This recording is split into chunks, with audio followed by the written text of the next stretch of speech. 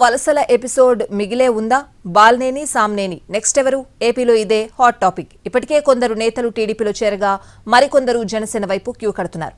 దీంతో రానున్న రోజుల్లో కూటమి పార్టీలోకి వైసీపీ నేతల వలసల పర్వం కొనసాగుతుందనే చర్చ పార్టీలో జరుగుతోంది.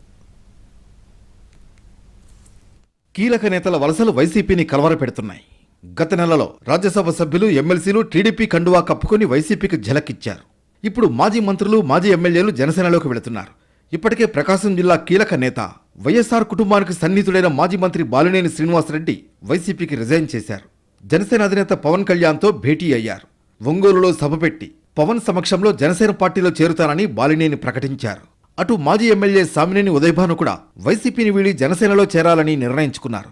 6 సార్లు ఎమ్మెల్యేగా పోటీ చేసి 3 సార్లు గెలిచి 2 సార్లు విప్గా చేసిన జగ్గయ్యపేట మాజీ ఎమ్మెల్యే ఈ నెల 22న పవన్ సమక్షంలో వైసీపీలో చేరుతానని ప్రకటించారు.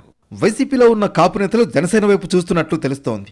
ప్రస్తుతం జనసేనలో చేరుతున్న వారిలో కాపు సామాజిక వర్గం వారే ఎక్కువగా ఉన్నారు.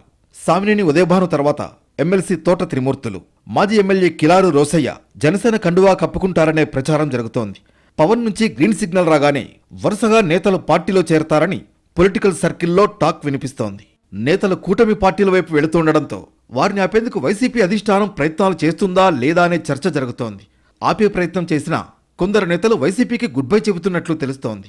అధికారం పోయాక పార్టీని వీడే వారితో పెద్దగా నష్టం ఉండదనే చర్చ పార్టీలో జరుగుతోంది. ఈ వలసల ఎపిసోడ్ రానున్న రోజుల్లో కూడా కంటిన్యూ అవుతుందనే టాక్ పొలిటికల్ సర్కిల్లో వినిపిస్తోంది.